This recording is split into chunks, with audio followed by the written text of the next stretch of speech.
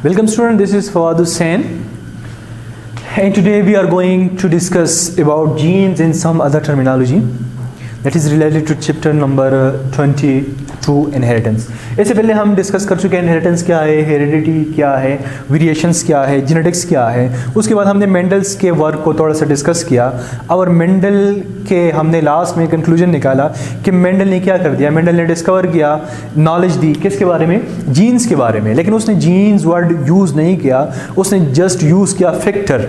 ठीक, अब इस फैक्टर को बाद में नाम दिया गया जीन्स का. तो हम डिस्कस करते हैं कि व्हाट इज जीन. तो जीन्स को हम कहते हैं कि जीन्स क्या है, फंक्शनल पार्ट ऑफ डीएनए है. डीएनए का वो पार्ट जो फंक्शनल हो. अगर हम जीन का डिफिनीशन करें कि genes is a part of DNA तो ये गलत होगा. क्यों गलत होगा? क्योंकि हर पार्ट ऑफ डीएनए जीन्स नहीं हो सकता.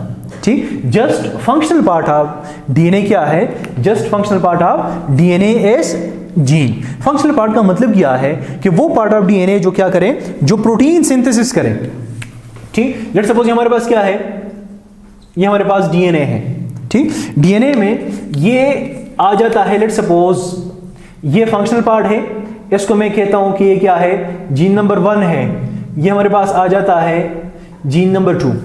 अब जीन नंबर 1 ये क्या करेगा, फंक्शनल पार्ट है. क्या मतलब क्या कि ये क्या करेगा, ये प्रोटीन नंबर 1 बनाएगा. जीन नंबर 2 क्या करेगा, ये बनाएगा प्रोटीन नंबर 2 बनाएगा. इस वजह से उसको क्या कहते हैं, फंक्शनल पार्ट कहते हैं. या जीन्स क्या है, gene is the coded part of DNA. किस काम के लिए कोडेड, प्रोटीन के लिए कोडेड. ठीक, मतलब कि ये क्या करेगा, ये प्रोटीन के लिए कोडेड है, ये भी सेम प्रोटीन के लिए कोडेड है. अब ये वाला जो रीजन है जो ब्लैक में आपको नजर आ रहा है, इसको हम क्या कहते हैं, नॉन कोडेड पार्ट. ठीक, इसको हम क्या कहते हैं, ये जो पार्ट है ये हमारे पास आ जाता है कि मतलब non coded part of DNA. ये डीएनए का नॉन कोडेड पार्ट है जो किसी प्रोटीन के लिए कोडेड नहीं है. तो ये क्या है, ये जीन भी नहीं है. तो सिंपल जीन का डिफिनीशन हम कह सकते हैं कि it is a functional part of DNA. दूसरा डिफिनीशन जो अक्सर बुक्स में लिखे होते हैं, क्या होता है कि genes is a sequence of nucleotide. और न्यूक्लियोटाइड को हम डिस्कस कर चुके कि व्हाट इज न्यूक्लियोटाइड.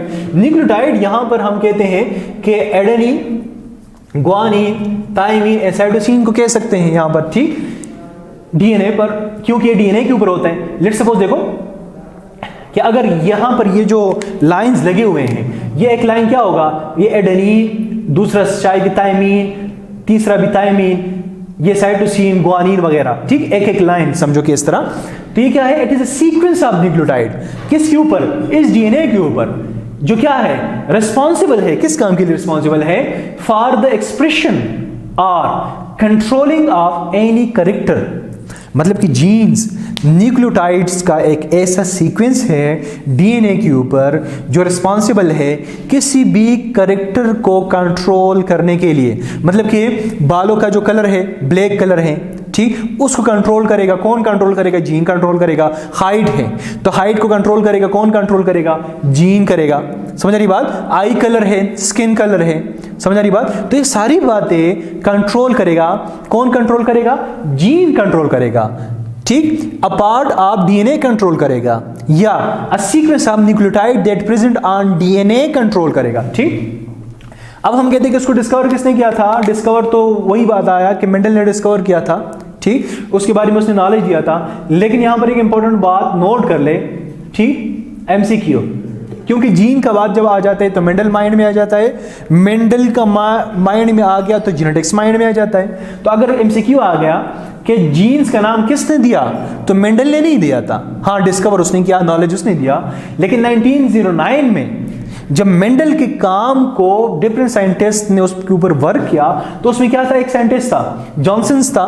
तो उसने क्या कर दिया, जॉनसन ने फैक्टर को नाम दिया, क्या, जीन का नाम दिया.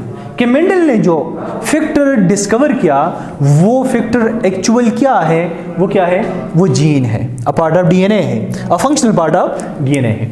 तो ये क्या आया हमारे पास, जीन का कंसेप्ट आया. अब 7 नंबर पर व्हाट इज लोकस. लोकस क्या है, तो लोकस को हम कहते हैं कि physical location of gene on chromosome.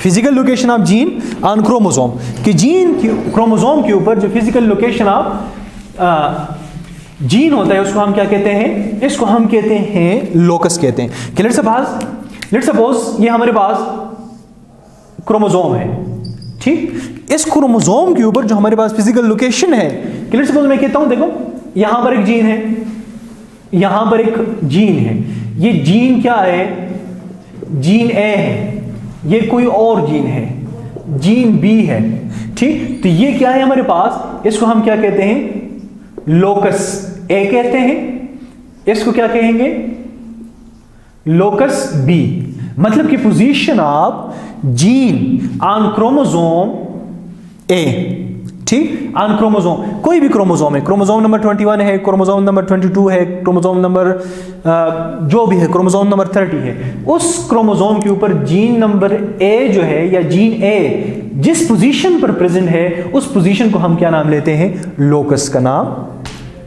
अब अलील्स क्या है, व्हाट इज अलील्स?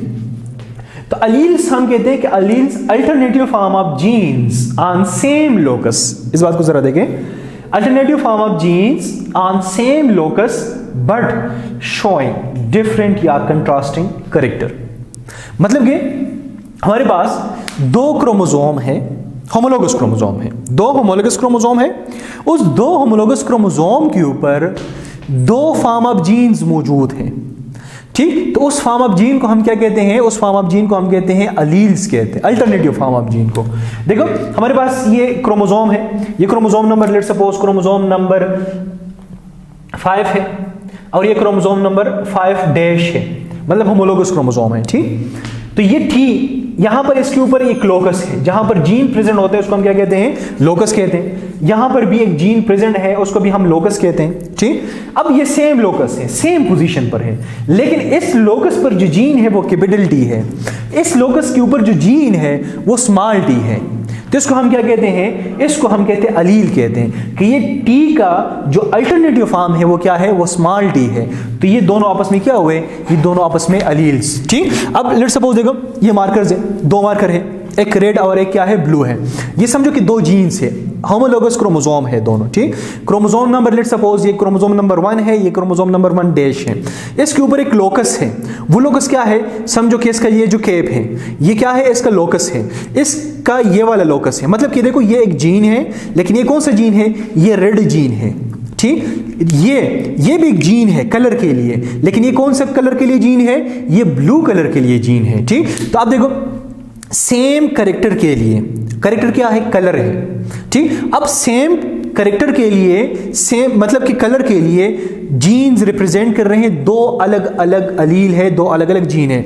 अगर ये जीन्स इस क्रोमोसोम के ऊपर प्रेजेंट है, ये रिप्रेजेंट कर रहा है रेड कलर को रिप्रेजेंट कर रहा है, ठीक। ये भी सेम कलर के लिए जीन है, लेकिन ये जीन सेम लोकस पर, ठीक, देखो सेम लोकस पर प्रेजेंट है, लेकिन रिप्रेजेंट कर रहा है क्या, कौन सा कलर रिप्रेजेंट कर रहा है, ब्लू कलर रिप्रेजेंट कर रहा है। तो ये दोनों आपस में क्या हो गए, ये दोनों आपस में अलील्स हो गए, कि दोनों क्या है, जीन्स है, किस चीज को रिप्रेजेंट कर रहे हैं, कलर को रिप्रेजेंट कर रहे हैं, एक रेड कलर को रिप्रेजेंट कर रहे हैं, दूसरा ब्लू कलर को रिप्रेजेंट कर रहे हैं, तो हम इसको क्या कहते हैं, अलील कहते हैं। यहां पर देखें कि ये टी जो जीन है हम कहते हैं कि किस काम के लिए है, टालनेस के लिए है, ठीक। यहां पर इसका अल्टरनेट फॉर्म क्या है, स्मॉल टी है, तो ये क्या है, इसको हम अलील भी कह सकते हैं, ये ड्वार्फनेस को रिप्रेजेंट करते हैं, छोटे कद को रिप्रेजेंट करते हैं, ठीक। तो आप देखो हमारे पास एक कॉम्बिनेशन इस तरह आ रहा है कि ये capital T and small T, तो ये भी हमारे पास एक अलील है कैपिटल, और ये भी हमारे पास क्या है, एक अलील है, ये ड्वार्फनेस को रिप्रेजेंट कर रहा है, ये अलील जो है ये किस को रिप्रेजेंट कर रहा है, टालनेस को रिप्रेजेंट कर रहा है। तो अलील क्या है, just alternative form of gene को, कि अगर एक कैपिटल है दूसरा हम स्मॉल रिप्रेजेंट करते हैं, तो ये दोनों आपस में क्या हो गए, अलील्स हो गए। 9 नंबर पर आ जाता है trait. What is trait? Trait को हम कहते हैं कि ट्रेट क्या है, ट्रेट एक कैरेक्टर है, समझ रही बात, वो कैरेक्टर जो डेवलप्ड बाय जीन, जीन की वजह से वो डेवलप हो जाते हैं। जिस तरह मैंने बोला कि बालों का कलर क्या है, बालों का कलर है एक ट्रेट है, एक कैरेक्टर है, ट्रेट कैरेक्टर समझो सेम, ठीक। तो ये कौन सा कैरेक्टर है, ट्रेट जो डेवलप बाय जीन, जो जीन्स की वजह से डेवलप होता है। एक कैरेक्टर ऐसा भी होता है कि जो एनवायरमेंटल इन्फ्लुएंस की वजह से क्या हो जाता है, रिप्रेजेंट होता है। जिस तरह हमारे कलर्स हैं, ठीक, अगर हम ज़्यादा गर्म इलाके में तो हमारा कलर क्या हो जाएगा, ब्लैक हो जाएगा। अगर हम सर्द इलाके में चले जाए तो हमारा कलर क्या हो जाएगा, वाइट होता जाएगा, फेयर होता जाएगा। तो वो क्या है, वो एनवायरमेंटल इन्फ्लुएंस है on the colour of the skin. ठीक, तो एक होता है जेनेटिक, अगर एक बंदा है वो बहुत सर्द इलाके में रह रहा है फिर भी वो क्या है, उसका स्किन कलर बहुत डार्क है, तो वो क्या होगा, वो जेनेटिक इन्फ्लुएंस होगा, वो जीन्स की वजह से होगा। तो ट्रेट क्या है, ट्रेट कैरेक्टर है। कौन सा कैरेक्टर है, जो डेवलप बाय जीन, जो जीन की वजह से क्या हो, डेवलप हो। ठीक, जिस तरह हमारे पास ट्रेट है, टॉलनेस भी ट्रेट है, वार्पनेस क्या है, ये भी एक ट्रेट है, एक कैरेक्टर है जो रिप्रेजेंट होता है एक जीन से। 10 नंबर पर हमारे पास आ जाता है डोमिनेंट अलील। हमने अलील इससे पहले डिस्कस किया कि डोमिनेंट अलील क्या है और जीन क्या है। तो जीन और अलील में आपको डिफरेंस पता होगा कि अलील जो है अल्टरनेटिव फॉर्म ऑफ जीन है। तो अब डोमिनेंट क्या है, डोमिनेंट अलील क्या है, वो अलील या जीन, ठीक, जो क्या करे, that mask, hide, cover the character of other gene. ठीक, मतलब कि एक कैरेक्टर है, एक जीन है, वो दूसरे के कैरेक्टर को, दूसरे जीन के कैरेक्टर को मास्क कर दे, कवर कर दे। ठीक, तो उसको हम क्या कहते हैं, उसको हम कहते हैं डोमिनेंट अलील। मतलब कि डोमिनेंट अलील रिसेसिव जीन का कैरेक्टर क्या करेगा, ये मास्क करेगा। ठीक, यहां पर हमारे पास एक कॉम्बिनेशन है capital T and small T. Capital T को हम रिप्रेजेंट करते हैं डोमिनेंट, स्मॉल टी को हम रिप्रेजेंट करते हैं रिसेसिव। अब इससे पहले हम डिस्कस कर चुके हैं कि कैपिटल टी किस चीज को रिप्रेजेंट करता है। कैपिटल टी रिप्रेजेंट करता है टालनेस को, ठीक, स्मॉल टी ड्वार्फनेस को रिप्रेजेंट करता है। अब इसमें दोनों कैरेक्टर आ गए, टालनेस भी, ड्वार्फनेस भी।